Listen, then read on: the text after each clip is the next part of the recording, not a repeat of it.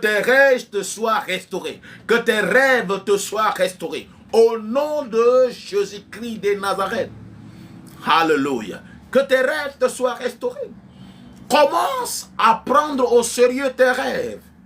Alléluia. Tu ne peux pas devenir un grand homme dans ce monde si tu négliges tes rêves. Parce que dans tes rêves-là, Dieu va toujours te montrer ce qu'il faut faire. Dieu va toujours te montrer là où il faut aller. Dieu va toujours te montrer. Alléluia.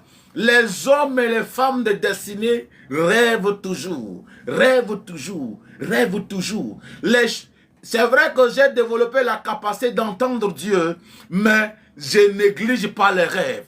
À chaque fois quand je suis trop chargé dans la journée et que je suis fatigué, je m'en vais dormir et dis Seigneur, emmène-moi dans le lieu secret. Et quand je dors immédiatement, le ciel se s'ouvre. Et dans mon rêve, et le Seigneur, plusieurs fois où le Seigneur m'a ravi en esprit, m'a amené dans le règne des esprits. Et il m'a amené à faire comprendre certaines les choses mystérieuses dans le règne, dans le ciel.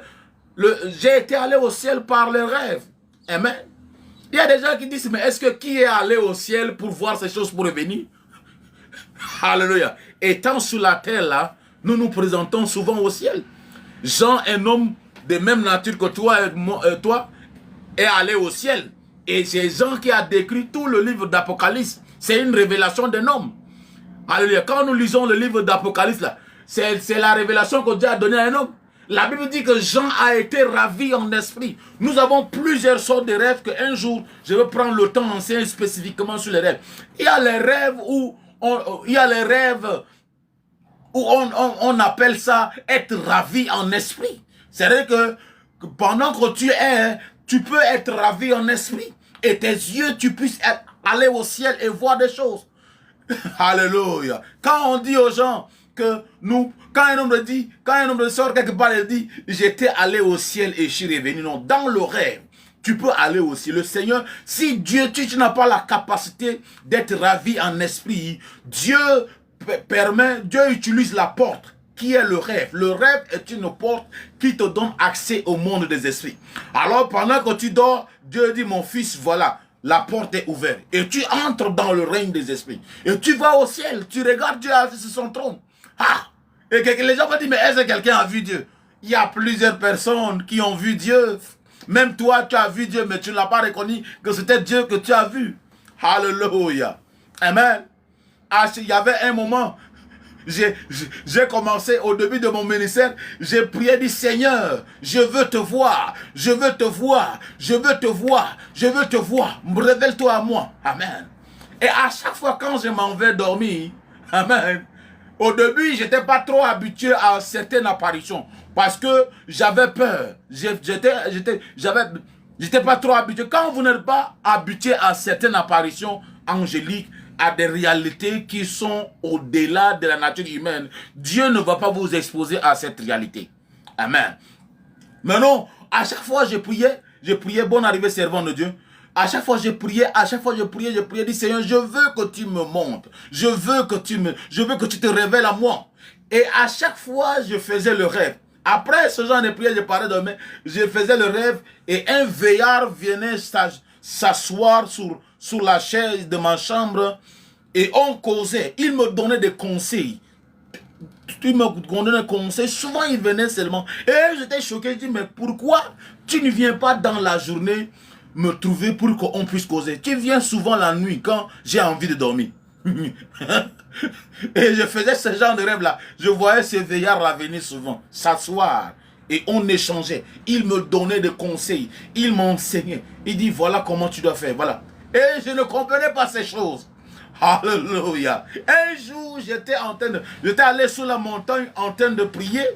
Et le Seigneur me dit, mais je me suis révélé plusieurs fois à toi. Je me suis révélé plusieurs fois à toi. Là, en ce temps, j'avais eu le privilège d'aller implanter une église de mon père spirituel à l'est du Tchad. Ça, c'est la frontière entre le Tchad et le Soudan. Il y a assez de montagnes là-bas. Et j'étais sur la montagne. Amen. Une nuit, vers les 3 heures du matin. Alléluia. Je vois sur la montagne. Amen. My God. J'ai dit, Seigneur, c'est vrai que tu t'es révélé à moi plusieurs fois dans des rêves. Amen. Mais je veux te voir, comme Moïse l'a dit. Je veux te voir, je veux te voir, je veux te voir, je veux te voir. Et c'est à partir de ce moment que le Seigneur a ouvert mes yeux. Parce que aller sur la montagne, rester à seul, dans et il n'y a personne, et il fait sombre. My God, il faut avoir le cœur pour aller rester sur une montagne à seul. Ce n'est pas le genre de montagne où on organise comme un camp de prière, non. C'est le genre de montagne où il n'y a personne. La nuit là, il y a des bruits étranges. Amen. Il y a des bruits étranges.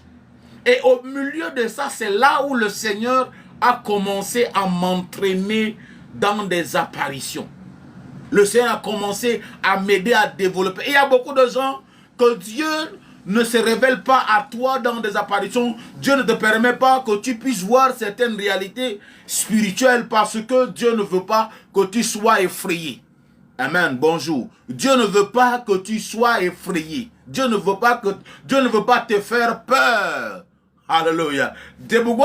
Certaines personnes là, ils se disent, mais les gens disent qu'ils ont vu les anges. Ils ont vu aussi. Non, c'est parce que tu n'es pas habitué encore. Lorsque tu seras habitué, tu vas développer ton intimité avec Dieu à un certain niveau. Tu vas voir facilement les anges. Dieu lui-même va apparaître. La Bible dit, heureux ceux qui ont le cœur pur, car ils verront Dieu. Alors à partir d'aujourd'hui là, ne néglige pas les rêves.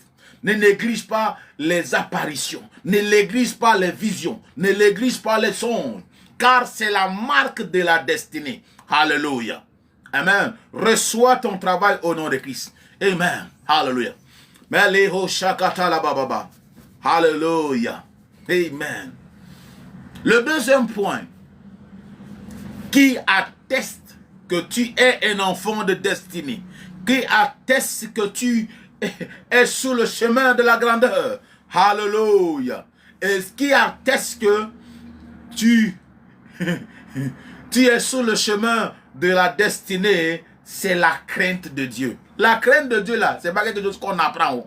C'est vrai que naturellement en toi là, tu n'as pas envie. C'est vrai qu'il y a ces désirs qui te brûlent de l'intérieur.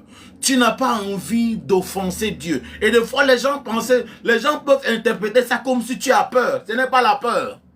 On appelle ça la crainte de Dieu. À chaque fois quand tu as menti, tu as fait un petit mensonge ou tu as fait quelque chose, tu n'es pas tranquille dans ton âme intérieure parce que on appelle ça la crainte de Dieu. On appelle ça la crainte de Dieu. Quand tu vois un homme ou une femme qui n'a pas la crainte de Dieu, cela veut dire que il n'y a rien de sérieux, de très important que Dieu peut faire avec une telle personne. C'est que même si tu as une grande destinée là, tu vas vendre cette destinée là. Il y a beaucoup de chrétiens qui n'ont pas la crainte de Dieu. Le manque de la crainte de Dieu est une indication claire que tu vas mal finir. Tu vas mal finir. Tu vas mal finir. Regardons Samson. Samson est un homme tellement fort. Mais Samson avait mal fini. Alléluia. Le problème de Samson, c'était les femmes. Alléluia. Peut-être que c'est pourquoi beaucoup de gens... Regardez Joseph. Lorsque Joseph était dans la maison de Potiphar. Alléluia. Dieu a béni la maison de Potiphar à cause de Joseph. Dieu avait béni la maison de Potiphar à cause de Joseph. Dieu avait béni la maison de Potiphar à cause de Joseph. Un jour, la femme de Joseph, la femme de Potiphar a commencé à faire des avances à Joseph. Amen. Et Joseph avait dit, comment puis-je commettre un si grand crime et pécher contre mon Dieu? Son père n'était pas là. Personne n'était pas là pour les voir. Alléluia. Amen. Alléluia. Mais Joseph a dit, comment puis-je commettre un si grand mal? Il n'y a pas quelque part dans la Bible où c'est écrit un si grand péché. C'est la crainte de Dieu qui avait poussé Joseph à dire ça. Joseph dit, non, je ne peux pas faire ça. Je ne peux pas faire ça contre mon Dieu. Alléluia.